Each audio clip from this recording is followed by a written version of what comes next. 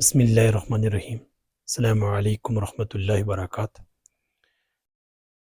جو حق پہچاننے کے باوجود حق کو نہ مانے، حق کو سمجھتے ہوئے نہ حق کی پیروی کرے، صرف تعصب کی بنیاد پہ یا اپنے قبیلے، اپنے اس معاشرے کی وجہ سے جہاں پہ وہ رہ رہا ہے، حق کو سمجھ رہا ہے کہ یہ حق ہے، اس سے بڑی اور کیا بات ہو سکتی ہے اس کے لیے تباہی کی کہ وہ ان چیزوں کو اس لیے محروم ہو رہا ہے کہ اس کو اس کے موافق نہیں آ رہا ہے۔ حق ہے، سمجھ رہا ہے کہ وہ حق ہے، لیکن اس کے پورے جو معاشرے میں لوگ ہیں، خاندان ہے اور جو اس کے قبیلے ہے، اس کی وجہ سے وہ نہیں مان رہا۔ یہود بھی یہ کام کرتے رہے، نبی صلی اللہ علیہ وسلم کو سمجھتے تھے، مانتے تھے کہ وہ حق پہ ہیں، لیکن حق مانتے نہیں تھے، ان کے پیچھے پیروی نہیں کی۔ کہا کہ ان کے جتنے بھی یہود بڑے بڑے عالم گزرے، اور اس وقت نبی صلی اللہ علیہ وسلم جب مدینہ میں، تو انہوں نے کہا کہ یہ سچے نبی ہیں، لیکن جب تک جان میں ان کی ہم نے مخالفت کرنی ہے۔ تو اندازہ کر لیں کہ کس بنیاد پر وہ اختلاف کر رہے ہیں۔ آئندہ آپ دیکھیں کہ ایک تو وہ کہتے ہیں کہ بیت المقدس کو انہوں نے قبلہ چینج کیا ہے، یروشلم تھا بیت المقدس، وہ انہوں نے کیوں چینج کیا۔ دوسرا وہ کہتے ہیں کہ اونٹ کا گوشت، کسی بھی جگہ کو انتخاب کرنا اللہ کی مرضی ہے۔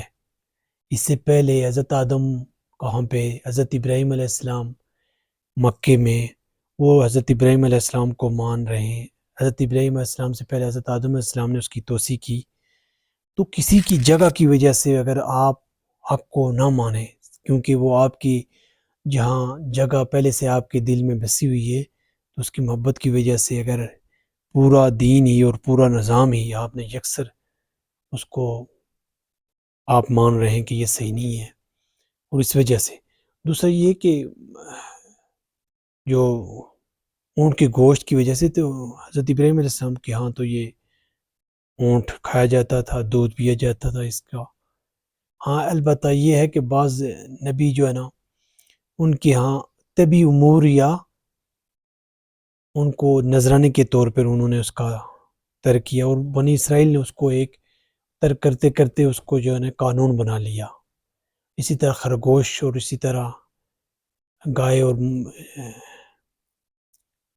بکری کی جو چربی ہوتی ہے، اس کو بھی انہوں نے جو ہے نا سزا کے طور پہ، کہ وہ اختلاف جو ان کی وجہ سے ان کو انہوں نے کیے ہیں، اس کے سزا کے طور پہ ان کو ممنوع قرار دی گئی تھی۔ لیکن یہ چیزیں حلال تھیں اور حلال ہیں، اور اس کی بنیاد پہ ان کو وضاحت ملنی چاہیے کہ یہ چیزیں آپ دیکھیں، سمجھیں، اور آپ سمجھ کر پھر اپنی ذاتی حیثیت سے انکار کر رہے ہیں، تو یہ ایک نقصان دہ چیز ہے۔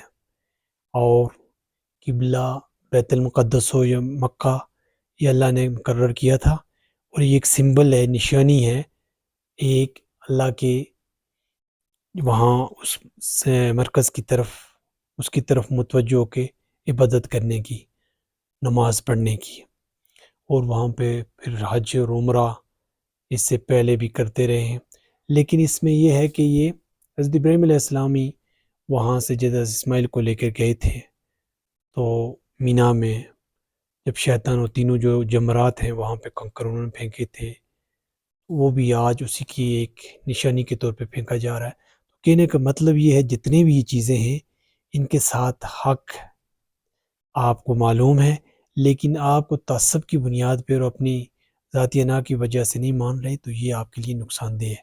اس لیے ہمیں بھی کسی فقہ واریت سے نکل کر صرف اور صرف اسلام کو سمجھیں، قرآن و سنت کی تبلیغ کریں۔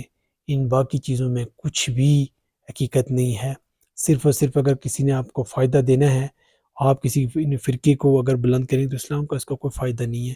اسلام کو بلند کرنے، سر بلند کرنے کے لیے آپ اسلام کو سمجھیں اور دوسروں تک پہنچائیں۔ والسلام۔